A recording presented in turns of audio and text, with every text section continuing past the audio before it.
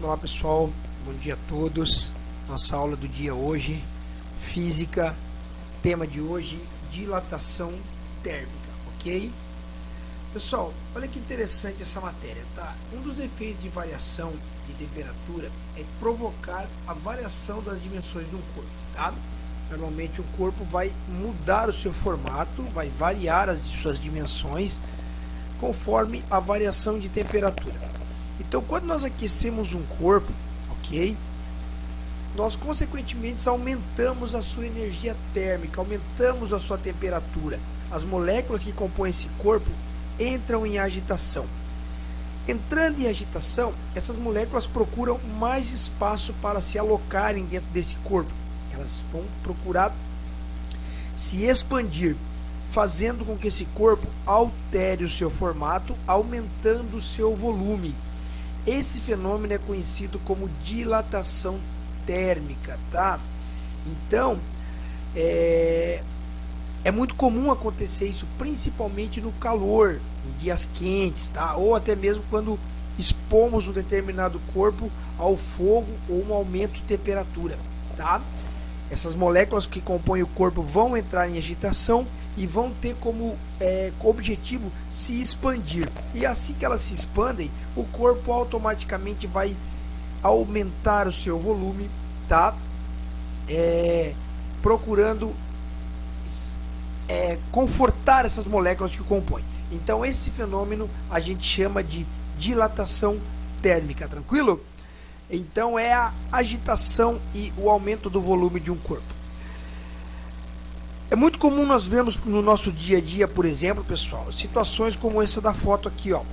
Muitas pessoas talvez não saibam, mas os fios de luz que são colocados nos postes são colocados até com uma certa obrigatoriedade, né, ou necessidade que eles tenham essa pequena folga, essa pequena barriga que se forma entre um fio para o outro. Por quê? Durante altas temperaturas, durante dias muito quentes, existe uma tendência do poste de luz se dilatar.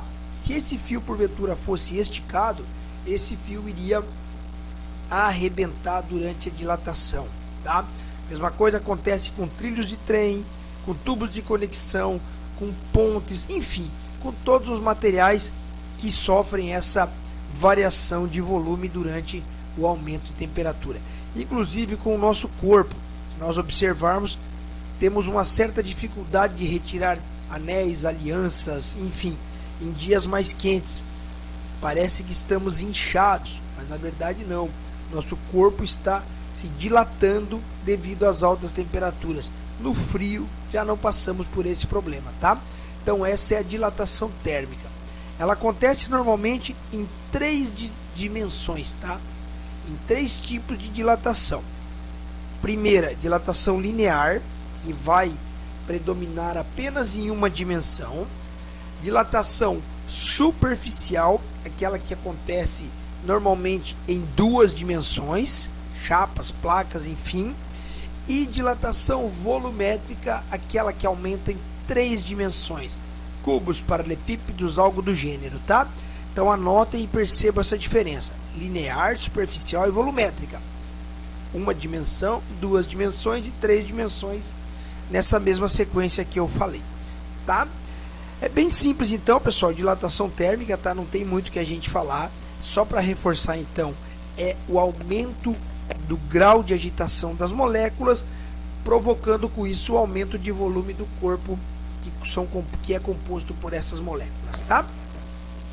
Seguindo nessa mesma linha, a gente vai pular aqui as atividades para vocês fazerem depois e a gente vai para transmissão de calor.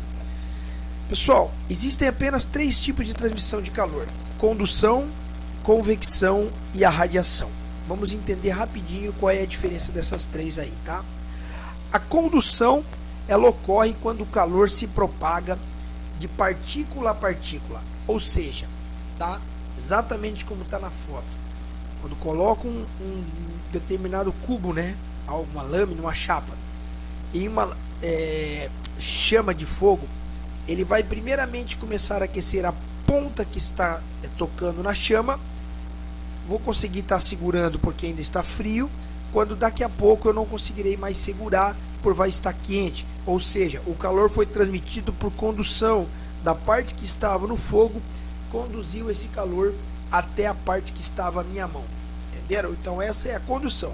Partícula por partícula, partículas por partícula se avizinham uma da outra, até ela conduzir, até aquecer totalmente o material, tá? A convecção já é um pouquinho mais diferente, pessoal. Eu teria que desenhar aqui, mas vamos tentar explicar para vocês poderem entender. Baseado no exemplo que está na apostila, quando fervemos a água em uma panela, a água está fria, colocamos dentro da panela, a panela vai em contato com o fogo, né? As moléculas que estão no fundo da água, elas são primeiramente aquecidas. Elas vão receber aquele calor primeiro, tá? Então o que que acontece? A água, a partir do momento que ela aquece, ela vai ficando mais leve. E as moléculas que estão lá no fundo vão começar a trocar de lugar com as moléculas que estão acima da água. Por isso que quando a água começa a ficar quente, ela começa a entrar no processo de fervura, fazendo com que essas moléculas se movimentem dentro da panela, as que estavam embaixo passam para cima e assim por diante. Mas a convecção mostra o quê? Que as de baixo foram aquecidas primeiro, a água foi ficando leve por ela ser um material mais denso, menos denso, e foi trocando de lugar com as partículas que estavam acima, até o momento de fervura, quando todas entraram em aquecimento, tá? Então isso é convecção, tá bom? E a radiação, essa aí é a mais simples de todas, né? Ondas eletromagnéticas é que transmitem o calor, tá? Isso é muito comum no Sol, tá bom, pessoal? Mas nesse exemplo que a gente está vendo aí da fogueira, onde tem o calor, mas eu não preciso tocar, eu não preciso ter o contato direto com esse calor para que essa transmissão aconteça, tá? Fogueira, chama de fogo, o Sol funciona dessa maneira. Então essa transmissão de calor distante do alvo, né, podemos dizer assim, do foco, a gente costuma dizer que é a transmissão de calor por radiação. Fechou, galera? Radiação, convecção e condução. Beleza? Basicamente é isso. Era só um pai e bola para a gente poder entender um pouquinho dessa matéria. Vou deixar no grupo as atividades que vocês precisam fazer. Valeu, muito obrigado e até a próxima aula.